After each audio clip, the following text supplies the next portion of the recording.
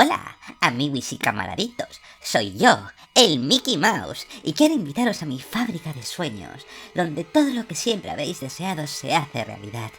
Yo siempre sonrío y abro mis brazos para abrazarte, porque soy el adorable sustituto de tus padres, y te enseño a ser un niño con la magia de mis películas. Te invito a soñar, a deshacerte del aburrimiento y a abrazar mi luminosa fantasía. ¿Y sabes lo mejor de mi fantasía? Que se ha hecho realidad. Vente a mis maravillosos parques temáticos, donde podrás participar en atracciones de feria temáticas para revivir en tu cuerpo un simulacro de las mejores escenas de aquella película que recaudó millones. Estamos para servirte, para cuidarte, para llenarte los ojos de fuegos artificiales y constantes novedades que no te puedes perder. Somos Disney. Hemos comprado todo lo que amáis y nos vamos a hacer querer. Seremos inclusivos pero avariciosos. Seremos alimañas populares y roeré la cultura de masas con mis dientecitos de ratón hasta reducirla a la misma pulpa insulsa que proyectaremos en todas las pantallas del mundo. Si este puto gato os dijo que Star Wars había destrozado el cine, se quedó corto. El Imperio ha conquistado todos los mapas. Mío es el trono del acervo cultural de Occidente. Sostengo la puta llave espada de vuestros corazones. Y por más que queráis rebelaros contra mi castillo, os tengo agarrados por las gónadas de las emociones. Siempre hay bajo mi nombre alguna película o alguna canción que amáis con pasión desde la infancia. Pues es mi copyright. Y no hay nada que podáis hacer para evitarlo. Y no acabará en tinieblas, sino en diversión familiar. Break, heartbreak, fail, live or fail. But if you can hear me complaining, I'm neither dead or in jail. Todos amamos Disney. Ni uno de nosotros ha crecido sin las lecciones morales de sus clásicos de animación. Es la base de nuestra temprana educación y no podemos sino someternos a su espectacular talento en música y animación. Tienen bajo su sello algunas de las películas con más influencia en el mundo a través de diferentes generaciones. Se llaman a sí mismos la fábrica de sueños y no se equivocan. Su industria es la manufacturación de aspiraciones, una metástasis de deseos e ideales y de otras mentiras que diseñan para hacernos sentir bien. Light the tube on a fading fame, the final whistle in a losing game. The Walt Disney Company fue fundada el 16 de octubre de 1923 y algunos de sus primeros cortos estaban protagonizados por un ratón llamado Mickey, que pasaría a conducir un barco de vapor a hacerse con el destructor estelar casi 100 años después. En 1937 estrenaron su primer largometraje en cine, Blancanieves y los 7 enanitos, una adaptación de los hermanos Grimm animada con rotoscopia que conquistó las salas de cine, poco habituadas a los largometrajes de animación, más con aquella propiedad que el propio Walt Disney midió a dedo. Él tenía la innovación, la técnica y a los mejores animadores del mundo. Su imperio siguió creciendo sin parar, sus películas familiares empataban a niños y adultos con su asombrosa creatividad y sus canciones. Llegó la Segunda Guerra Mundial, después de Pinocho y Bambi, y casi les obligó a detener su producción en 1943, pero volvieron con la controvertida y racista Canción del Sur, que no ha vuelto a ser reeditada desde los tiempos del VHS, y luego la adaptación con actores reales de La Isla del Tesoro y poco después, La Cenicienta. El bueno de Walt siguió haciendo sus clásicos Disney mientras se entretenía con otras posibilidades como los parques temáticos, la fusión perfecta entre ilusión y realidad, su fábrica de sueños en que la fantasía se hace material. En ellos, el creador visualizaba las diferentes direcciones de su proyecto, pero una le interesaba en particular, el utopismo futurista de Epcot Center, que fantasea con un capitalismo libre que logre emancipar a la humanidad a través de la comunicación y la tecnología. El 15 de diciembre de 1966, poco después de finalizar Mary Poppins, Walt Disney murió a la edad de 65 años por un cáncer pulmonar relacionado con el tabaco. El libro de la selva se estrenó de forma póstuma el año siguiente. Muchos creen que permanece criogenizado en una cámara, listo para volver de entre los muertos cuando la quimioterapia cure 4 paquetes diarios. Pues no. Lo siento. Está muerto, muerto del todo. Después de su muerte se siguieron estrenando muchas películas bajo el paraguas de su nombre, como si nunca hubiera fallecido, como si de verdad residiera en una cámara de frío revisando guiones y diseños de personajes. Los Aristogatos, Robin Hood, Los Rescatadores, El Ratón Detective, El Caldero Negro, Oliver y su pandilla. Esta etapa fue oscura para Disney. Las películas ya no generaban los mismos beneficios y el interés del público descendía, y no es para menos, se metieron en el peligroso terreno del furrismo. En 1989 se estrenó La Sirenita, y yo fui a verla al cine con 4 años. El renacimiento de Disney me aterrorizó a través de la siniestra bruja Úrsula, pero toda mi infancia está codificada en esta era.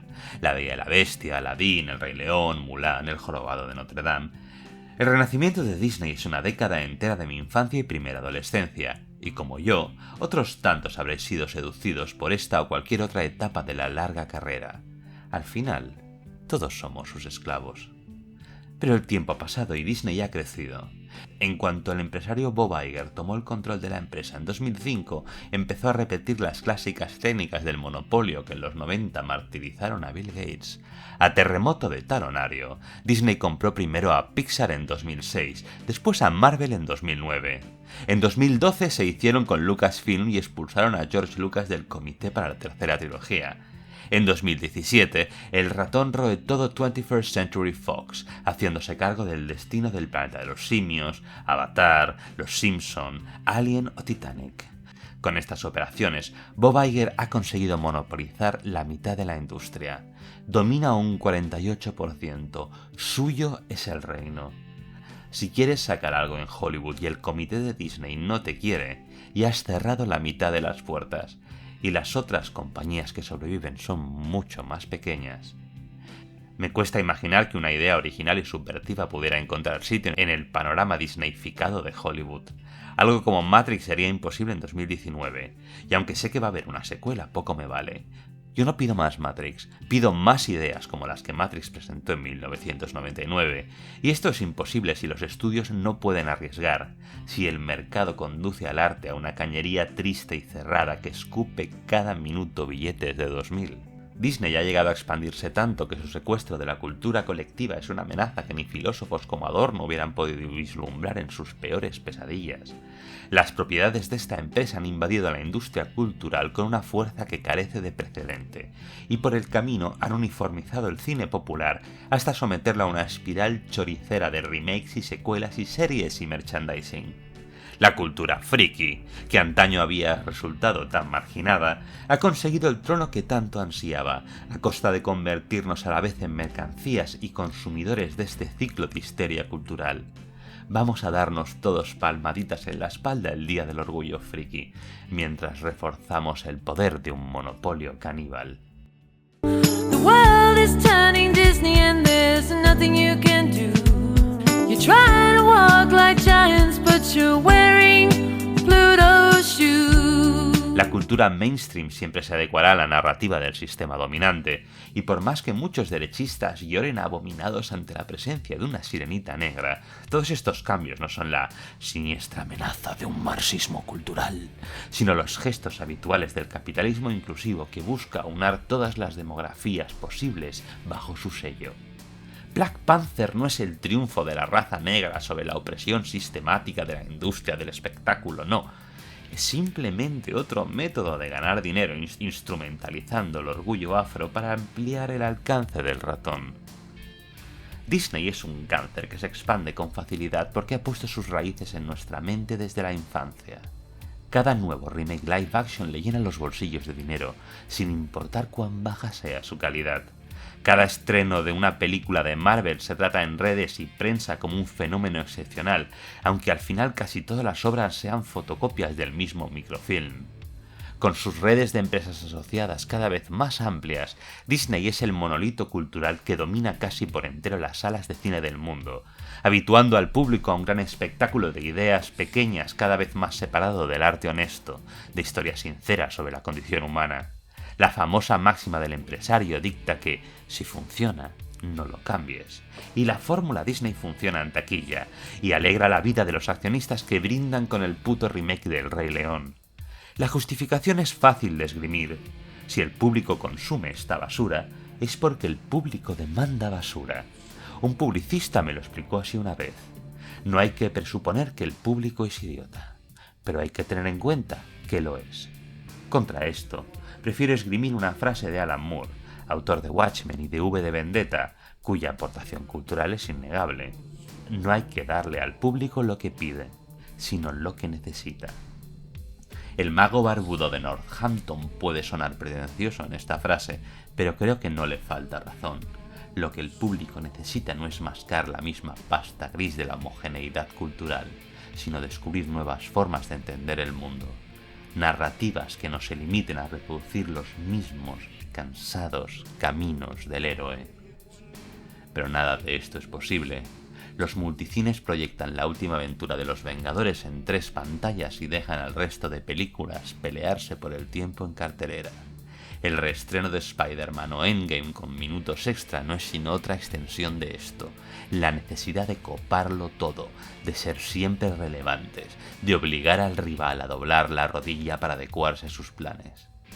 Esto no es competencia sana o justa, sino un capitalismo descontrolado que pretende devorar por entero la cultura internacional vendiendo estuches y mochilas en cada vuelta al cole, en cada Navidad y cumpleaños. Disney ya tiene el privilegio de ser el principal catalizador cultural de nuestras tiernas infancias. Todos hemos crecido bajo su influencia, y por eso el filósofo Theodor Adorno lo describió como el hombre más peligroso de América. Ahora que su nombre firma los contratos de una tremenda red de producción cultural, la peor pesadilla de los filósofos de la Escuela de Frankfurt se expande por China, Rusia y Oriente Medio. No queda nada en este mundo que no se esté convirtiendo, poco a poco, en Disney. Y no hablo solo del cine o del arte en general, sino de nuestras morales y costumbres. No subestiméis al ratoncito. Los constructivistas radicales aseguran que todos nuestros conceptos y comportamientos son construcciones sociales. Yo no defiendo esa tesis, pero no me cabe duda de que la ideología inherente en el cine de Hollywood ha contribuido a crear nuestras costumbres e ideas morales. En el siguiente episodio sobre el cáncer del ratón, hablaré sobre la industria cultural y el arte de masas a través de las teorías del filósofo de la Escuela de Frankfurt, Theodor Adorno. Si este vídeo nos ha parecido lo suficientemente profundo, tranquilos, porque las ideas pesadas vienen en el siguiente. Pero aún podéis dar a like y al subscribe y la campanita y donarme al Patreon, os lo ruego, y con gusto me leeré la dialéctica de la ilustración hasta que me explote la cabeza. Venga, va, que el 28 de septiembre es mi cumpleaños. Dóname tu dolarcito para el contenido exclusivo. Pero mientras, recuerda, el mundo se convierte en Disney y no puedes hacer nada. Intentas caminar como un gigante, pero llevas los zapatos de Pluto. Vivimos en un reino de plástico y un dulce perfume insoportable de pétalos infernales para tapar el olor de riadas de mierda que descienden desde las torres de un hermoso castillo con estrellas fugaces. El final del mundo no llegará con las tinieblas, sino con diversión familiar, con nubes de Coca-Cola tras un sol de Big Mac. The world won't end in darkness, it'll end in family fun.